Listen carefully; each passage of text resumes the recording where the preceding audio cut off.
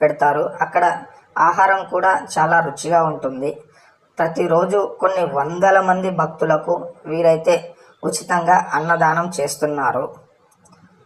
అదేవిధంగా ఇక్కడ మనం దర్శనానికి వెళ్ళే ముందు మెట్ల మార్గం పక్కనే ఉన్నటువంటి ఒక చిన్న కోనేరునైతే మనం చూడవచ్చు.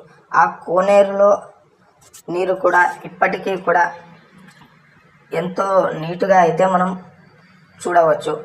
అక్కడి నుంచి మనం మెట్ల మార్గం ద్వారా పైకి వెళ్ళిన తర్వాత ఎగువ అహోబిలంలో స్వామివారి దర్శనానికైతే వెళ్తున్నాను. ఇక్కడ చుట్టూ ఎటు చూసినా కూడా అన్నీ కూడా పెద్ద పెద్ద కొండలే మనకు కనిపిస్తున్నాయి.